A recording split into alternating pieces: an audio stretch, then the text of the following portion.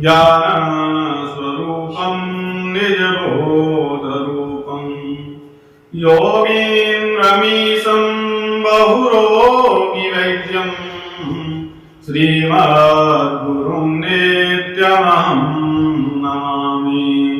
श्रीमद्गुरुं नित्यमहं नमामि।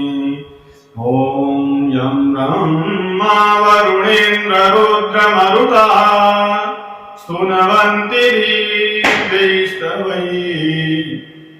वेदैः साङ्गपराक्रमोपनिषदैः गायन्ति यं सामगाः ध्यानावस्थिततद्गतेन मनसा पश्यन्ति यं योगिनो यस्यान्तं न विदुः सुरासुरगणाः।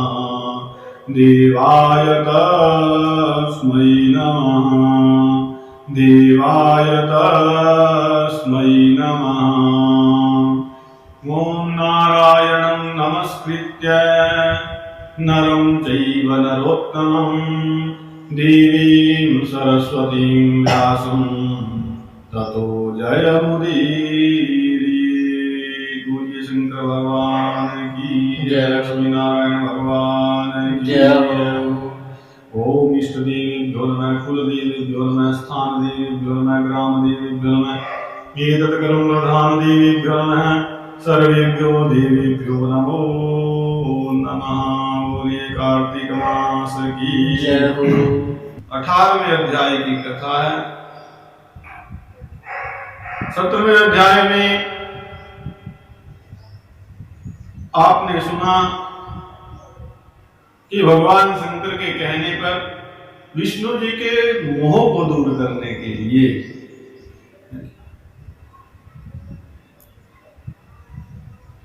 महामाया की स्तुति की है।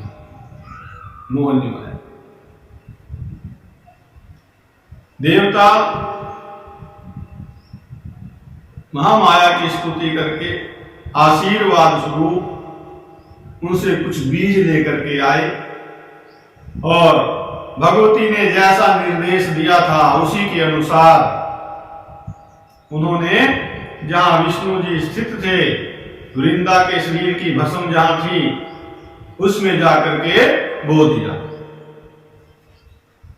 तो नारद जी कहते हैं कि हे राजन, पृथु राजा के माध्यम से हमें बता रहे हैं, पृथु जी को कहते हैं कि हे राजन, क्षिप्तेभ्यस्तत्र बीजेभ्यो वनस्पतयस्त्रयो भवन् धात्री च मालती चैव तुलसी च नृपोत्तमा। कि उन बोए हुए बीजों से धात्री, मालती और तुलसी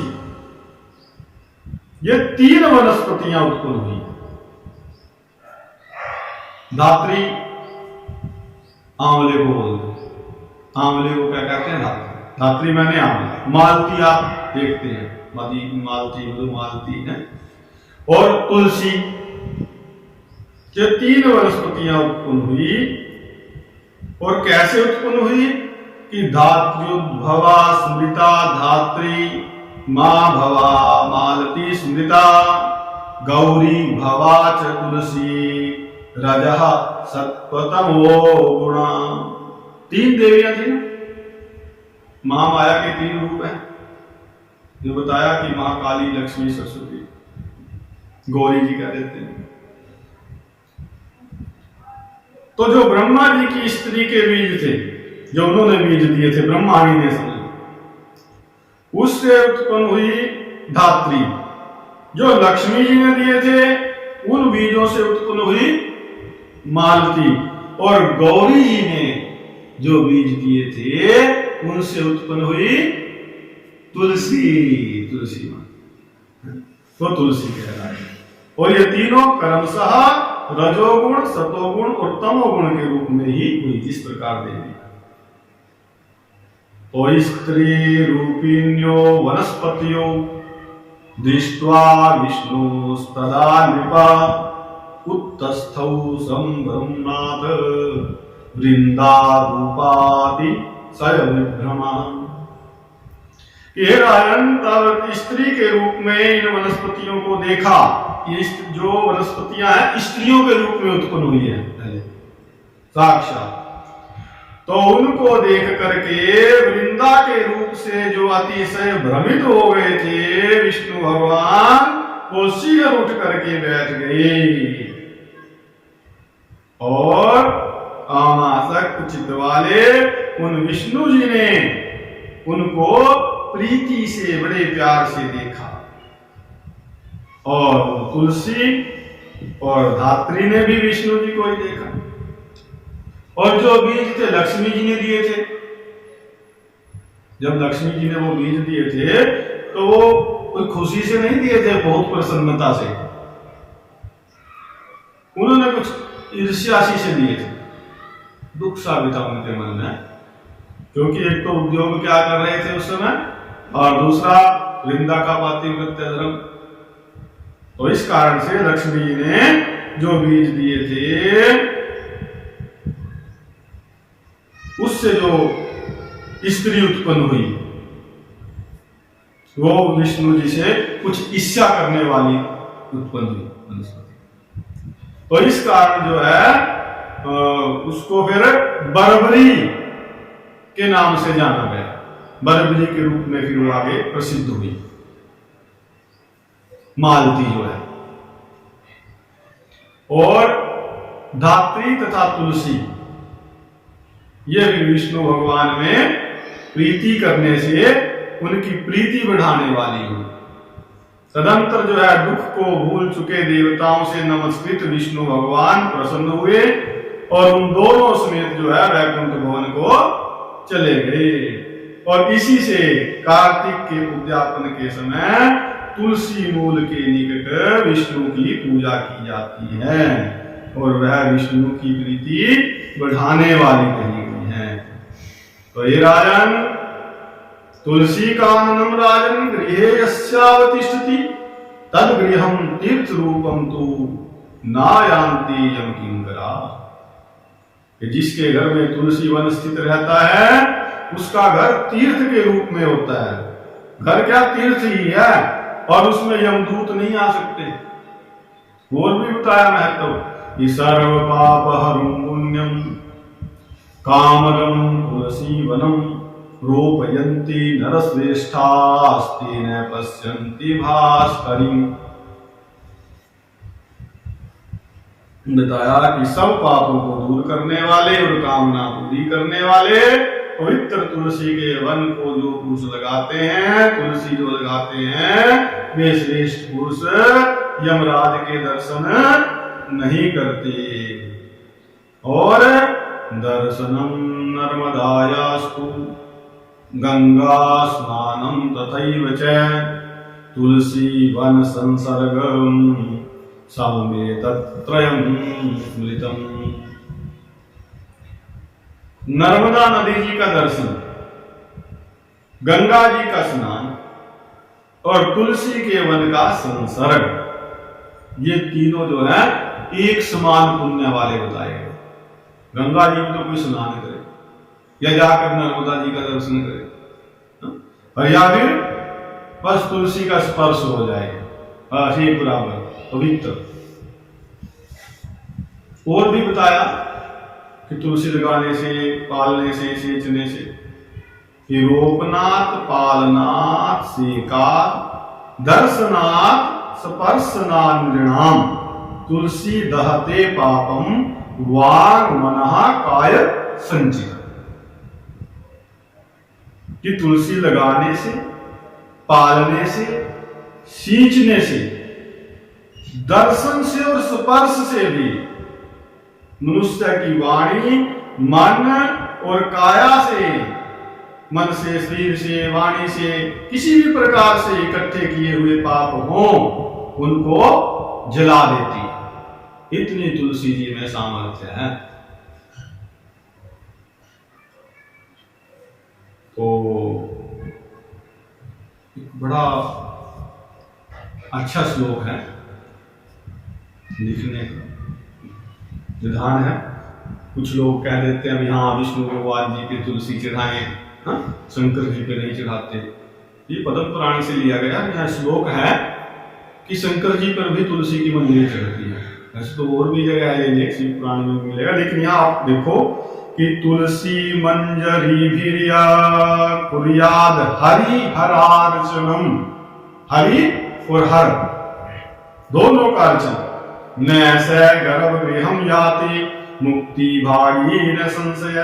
के जो पुरुष तुलसी की मंजरी से विष्णु जी तथा शिव जी का पूजन करते हैं, वे गर्भ रूप घर में नहीं आते, अर्थात वो दोबारा जन्म नहीं लेते। यानी कि शंकर जी का भी पूजन हम तुलसी की मंजरी से कर सकते हैं और विष्णु जी का भी, ये यहां बताया। ठीक है जी। ये श्लोक नंबर 13 है। तो पुष्कर आदि तीर्थ और गंगा आदि नदी, जो गंगा आदि नदियां और वासुदेव आदि जो देवता हैं, ये सब के सब तुलसी जी में निवास करते हैं। कुछ न कुछ अंशों से तुलसी जी में रहते हैं। तो तुलसी के मूल की मृतिका, मूल की मतलब जड़ की, तुलसी के जड़ की जो मिट्टी है, वो जिसके अंग में लगी रहती है, जिसके शरीर में लगी हुई हो, ऐसे पुरुष की और सैकड़ों पापों से युक्त होने पर भी यमराज ताकने में समर्थ नहीं है। ऐसे पुरुष की ओर, ऐसे पुरुष को यमराज ताक भी नहीं सकता जिसको तुलसी की मिट्टी लगी हुई है। तो हे राजन, वह विष्णु के समीप पहुंच जाता है। ये बात सत्य है। मतलब तुलसी की मिट्टी लगी हो शरीर में और प्राण निकल जाए किसी कारण से, या प्राण निकलते हुए किसी के शरीर में तुलसी की मिट्टी लगा दी जाए मरण काल में, आपकाल में, तो वो विष्णु लोक हो जाता है। और जो लोग तुलसी काष्ठ का चंदन धारण करते हैं, वे तुलसी की लकड़ी को घिसा करके फूल लगाते हैं, उनकी देह को पाप स्पर्श नहीं कर सकते। तो हे राजन, जहां जहां तुलसी के वृक्ष की छाया हो, छाया पड़ रही हो तुलसी की, और वहां उस छाया क्षेत्र में तुलसी की छाया के नीचे श्राद्ध कर दिया जाए पितरों का, अक्षय तृप्ति होती है पितरों। और आंवले की छाया में जो पिंडदान कर दे, आंवले का भी महत्व है, धात्री का। तो बताया कि चाहे पितर नरक में भी क्यों ना हो, किसी कारण से, पाप कर्मों के कारण से यदि नरक में भी चले गए हो, तब भी उनकी तृप्ति हो जाती है। इतना प्रभाव आंवले का। और बताया कि मस्तक में, हाथ में, मुख में और देह में, पूरे शरीर में जो उस आंवले का फल धारण करते हैं, वो साक्षात विष्णु रूप ही हैं। इतना महत्व बताया। आंवले का फल, तुलसी और द्वारिका की मिट्टी, ये जिसकी देह में नित्य स्थित रहते हैं, उस पुरुष को जीवन मुक्त कहते हैं। ये जीवन मुक्त का पद प्राप्त करना बड़ा कठिन है, और ये तीन चीजें धारण की तो पद प्राप्त हो जाता है, जीवन मुक्त कहा जाता है। आंवले के फलों और तुलसी के दलों से मिले हुए जल से जो मनुष्य स्नान करता है, उसे गंगा स्नान का फल मिलता है। और जो मनुष्य आंवले के पत्तों या फलों से देवताओं का पूजन करते हैं, और बताया कि स्वर्ण, मणि और मोतियों के समूह से किए गए पूजन के फल को प्राप्त करते हैं। एक तो सोने से, मणियों से, मोतियों से पूजन किया जाए, और एक आंवले के पत्तों से और फलों से ही देवताओं का पूजन करते हैं, तो एक समान। अब वो पत्ते कब तोड़ने हैं आंवले के, ऐसा नहीं भी पत्ते तोड़कर चढ़ाने शुरू कर दिए। वो समझ लो, थोड़ा आगे बात आएगी किस समय में वो पत्ते तोड़ने नहीं है, विचार करना है। कहा कि तीर्थानि मुनियो देवा यज्ञः सर्वेपि कार्तिके नित्यं धात्रीं समाश्रित्य तिष्ठन्त्यर्के तुलाश्रिते। कि तीर्थ, मुनीश्वर और देवता, जितने तीर्थ हैं, जितने सिद्ध मुनि हुए और जितने देवता हैं, वो सारे के सारे जो है तुला की संक्रांति के रहते, जिन दिनों में सूर्य तुला राशि में रहता है, अर्थात कार्तिक के महीने में वो आंवले के वृक्ष में स्थित रहते हैं। तो द्वादश्याम तुलसी पत्रम धात्री पत्रम तु कार्तिके लुनाति स नरो गच्छे निर्यानति गतिर।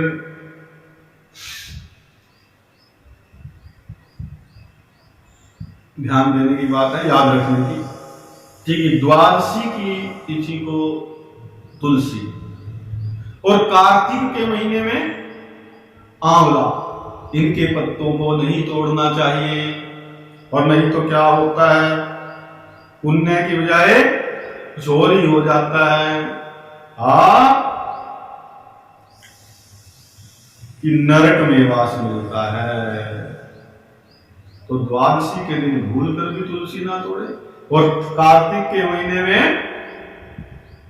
वो पत्ते जिनको चढ़ाने से बड़ा पुण्य प्राप्त होता है, मणियों के समूह से सोने के समान बताए जो है ना, सोने मोतियों की पूजा के समान जिन पत्तों से पूजा होती है, ठीक है, लेकिन कार्तिक में नहीं तोड़ने हो, क्योंकि कार्तिक में आंवले में सभी देवताओं का, ऋषि मुनियों का, तीर्थों का वास रहता है, इसलिए पूजा की जाती है, दर्शन किया जाता है, प्राण प्रणाम किया जाता है, दीपक जलाओ, उसके नीचे बैठ के भजन करो, बड़ा फल। लेकिन तोड़ना नहीं है, नहीं तो फिर नरक की प्राप्ति लिखी है, नरक में जाना पड़ता है। तो जो कार्तिक के महीने में आंवले के वृक्ष के नीचे बैठ करके अन्न भोजन करते हैं, उनका अन्न के संसर्ग से उत्पन्न जो पाप है पूरे वर्ष का, वो नष्ट हो जाता है। अन्न में कई प्रकार के दोष होते हैं, तो वो दोष भी, और उन दोषों के कारण जो पाप लगता है वो नहीं लगता, शुद्धि हो जाती है पूरे साल में। और जो कार्तिक के महीने में आंवले के वृक्ष के नीचे विष्णु जी का पूजन करते हैं भाई, उनको बताया कि सब क्षेत्रों में विष्णु के पूजन का फल प्राप्त हो जाता है। विष्णु भगवान के जितने क्षेत्र हैं तो वहां जाकर के पूजन किया जाए, या फिर आंवले के वृक्ष के नीचे कार्तिक के महीने में पूजन किया जाए, बराबर होता है, समान है। धात्री और तुलसी, इनके महत्व को बताया तो बहुत महत्व बताया। फिर कहते हैं कि धात्री और तुलसी के महात्म्य को विष्णु भगवान की महिमा के समान चतुर्मुख ब्रह्मा भी कहने में समर्थ नहीं है। इस साधारण मनुष्य तो सारी महिमा क्या बताएगा, कितना महत्व इनका, ब्रह्मा जी भी नहीं बता सकते। तो धात्री और तुलसी की उत्पत्ति के कारण को, अब इनके क्या कारण हुआ इनकी उत्पत्ति का, ये बड़ी रहस्य की बात है। ये कथा कई प्रकार से आती है और पुराणों में भी आती है। तुलसी जी की, वृंदा जी की, जलंधर और भगवान शिव का युद्ध रामायण में भी निर्देश है, बहुत से पुराणों में है, थोड़ा थोड़ा भेद है, लेकिन सार यही है कि उस आतताई को मारने के लिए जलंधर को और वृंदा का पतिव्रत्य भंग किया था।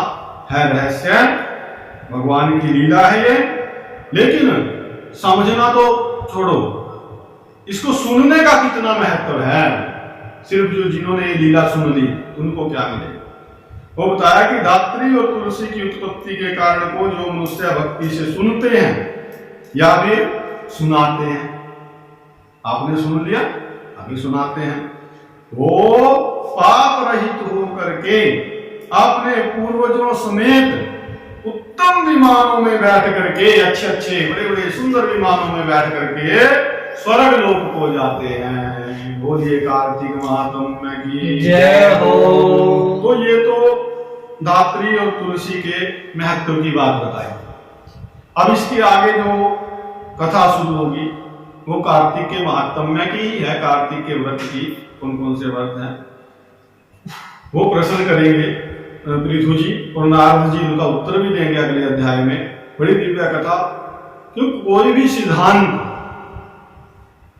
जब तक दृष्टांत ना हो तब तक समझ में नहीं आता। महत्व तो बता दिया, अब क्या पहले भी किसी ने किया है ये व्रत, किसने किया, कैसे किया, तो उसका ये व्रत करने का उसको क्या फल मिला, ये सारा इसका महत्व जो है 19वें अध्याय की कथा में ही आएगा। फिलहाल 18वां अध्याय जो है विश्राम को प्राप्त होता है।